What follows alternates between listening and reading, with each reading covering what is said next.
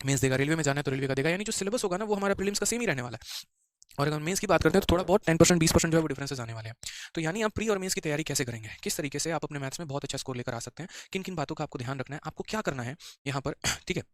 तो मैंने यहाँ पर क्या कहा कि सिलेबस जो है, हम यहाँ पर सबसे पहले अगर कोई भी पेपर हमें निकालना है तो उसका 100% सिलेबस होना, कंप्लीट होना बहुत जरूरी है। आज के समय में बच्चों को क्या लगता है कि हम थोड़ा सा सिलेबस कर लेंगे तो हमारा हो जाएगा, 30 दिन 30 मैराथन देख लेंगे तो हमारा सीजन निकल जाएगा। ऐसा नहीं है, आप इस बात को समझिए, बहुत डिफरेंस है पेपर निकालने में, प्री निकालने में और सिलेक्शन लेने में, बहुत फर्क है यहाँ पर। समझ रहे हैं ना बात को, यहाँ पर आप दोनों को इक्वेलेंट नहीं कह सकते हैं। सिलेक्शन लेने के मतलब हो गया कि आपका प्री भी हो जाना चाहिए, आपका मेंस भी हो जाना चाहिए, आपका डिस्क्रिप्टिव भी हो जाना चाहिए, हालांकि अब डिस्क्रिप्टिव नहीं है, टाइपिंग हो गया और बाकी सभी चीजें हो गई यहाँ पर। तो उन सभी बातों का आपको स्पेशल ध्यान रखना होता है। और प्री निकालने का मतलब जैसे तैसे करके 4 नंबर इधर से जोड़ लो, 20 नंबर उधर से जोड़ लो और जोड़ जाड़ के जो है हम अपना किसी भी तरीके से प्री निकाल लेंगे।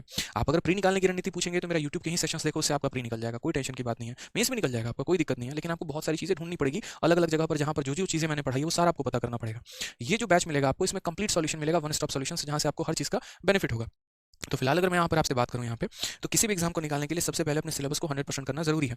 जो मेरा एक्सपीरियंस रहा है अब तक, मैं पहले अपने एक्सपीरियंस की बात करता हूँ, फिर बाकी लोगों की बात करूंगा। जिस आधार पर, जैसे मानो मैंने इतने सारे एग्जाम्स निकाले, मैंने एक ही चीज़ सीखा कि जब तक किसी भी एस्पिरेंट का सिलेबस कंप्लीट नहीं होता है ना, तब तक परीक्षा निकलती नहीं है। इतने सारे टॉपर्स के मैंने इंटरव्यू भी लिए हैं, उनमें भी मैंने एक ही बात देखा, अक्सर जो उनके आप इंटरव्यू में देखते हैं, मैं तो इंटरव्यू लेता हूँ, उनका बातें भी होती हैं ऑन कैमरा भी ऑफ कैमरा भी। तो सिलेबस जब कंप्लीट होता है ना तो हम बहुत अच्छा स्कोर कर पाते हैं, लेकिन वही कंप्लीट नहीं हो पाता, वहाँ एडवांस मैथ नहीं पढ़ा, तो वो हमेशा छूटता रह चला जाता है। और हमेशा रह जाता है ना, तो कभी कोई भी फॉर्म भर लो, किसी भी स्टेट का भर लो, कुछ भी भर लो, सिलेक्शन कभी नहीं हो पाएगा। तो पेपर निकालने के लिए पॉइंट नंबर 1 कि सिलेबस का कंप्लीट होना जरूरी है। ठीक है, लेकिन अब सिलेबस भी कंप्लीट करें तो कैसे करें, ठीक है।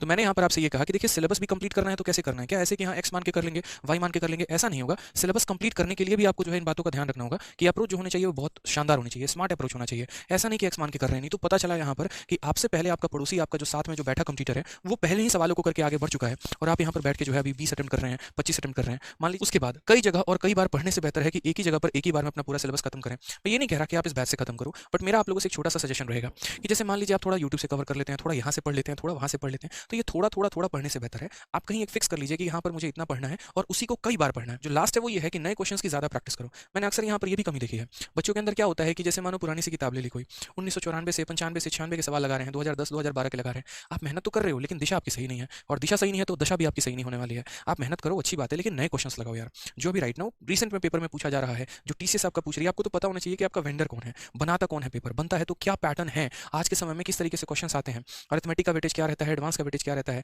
यूँ समझ लीजिए कि मुझे अगर यहाँ से वैष्णो देवी निकलना है तो मुझे पता होना चाहिए कि मुझे रास्ता कौन सा पकड़ना है, मुझे फ्लाइट से जाना है, ट्रेन से जाना है, पैदल जाना है, गाड़ी से जाना है, और जिस तरीके से जाना है, अगर मुझे गाड़ी से जाना है तो मुझे अपना रास्ता भी क्लियर होना चाहिए, नहीं तो चलेंगे लेकिन कभी पहुंच नहीं पाएंगे अपने जगह पे। ठीक है, तो ये बहुत इंपॉर्टेंट है कि शॉर्टकट पकड़े, स्मार्ट तरीका पकड़े और नए क्वेश्चन की ज़्यादा प्रैक्टिस करें ताकि वो आपका समय बचा सके, बोलते हैं। अब इसमें क्या होता है कि जो बच्चा अपना नोट्स बनाना चाहता है वो क्लास के दौरान नोट्स बना सकता है, जो बच्चा अपना नोट्स बनाना चाहता है वो क्लास के दौरान और क्लास के बाद भी बना सकता है। जैसे मानिए आप एक व्यूअर हैं, आप देख रहे हैं क्लास को भी, मैं बहुत अच्छे तरीके से बता रहा हूँ, आपने कहा यार नोट्स वोट्स छोड़ो, मैं बाद में बना लूंगा, अभी सर जो समझा रहे हैं उस पर फोकस करते हैं, तो आप अभी समझ लो, बाद में दोबारा से वीडियो को 2x पे करके अपना खुद का नोट्स बना सकते हो। ठीक है, और नहीं तो जब चैप्टर खत्म हो जाएगा तो मैं उसका डिजिटल नोट्स दे दूंगा।